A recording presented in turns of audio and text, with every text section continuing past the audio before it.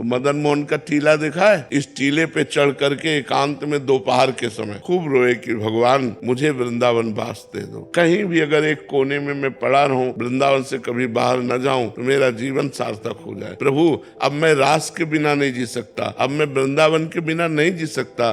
जब खूब रोए, घंटों रोए और रो करके सोचा कि अब चलो काशी चलते हैं। पुनः जैसा हमारा जीवन था, तो जो ही उतरे तो एक छोटी सी इतनी बड़ी लाली गौर वर्ण की हमारा चला पकड़ा। दोपहर का समय था और बस ऐसे घूमने लगी चारों तरफ और बोले थी जाएगो बाबा जाएगो। तो हमारी तो कुछ समझ में नहीं आ रहा था क्योंकि भाव में एकदम उतरे थे। अचला छीना ऐसे चल दिया। जब आगे चले तो हमारे दिमाग में आया ये लाली क्या कह रही थी, जाएगो बाबा। हम ऊपर सोच के आए कि काशी जाना है, ये क्या, ये लाली क्यों? तब लगा यार श्री जी तो नहीं थी। फिर लौट के आए, हमें लगा कि किसी गोस्वामी की कन्या होगी। तो लौट के आए, वहाँ आस पास पूछा तो बोले यहाँ तो बाबा जी रहते हैं सब, तो यहाँ तो कोई कन्या है नहीं, लड़की है नहीं। बस हमारे समझ में आ गया कि हमारी लाडली जू हमारे छोर को पकड़ लिया। जिस आश्रम में हम रहते थे उस आश्रम में गए तो पहले से एक संत खड़े थे। उन्होंने कहा बाबा एक महेशानंद गिरी जी संत हैं, आप उनको नहीं जानते, उन्होंने आपको देखा है, वो आपसे मिलना चाहते हैं। क्यों? जब जानते नहीं तो क्यों मिलना? बोले हमें पता नहीं लेकिन आपको बुलाया है। हम गए,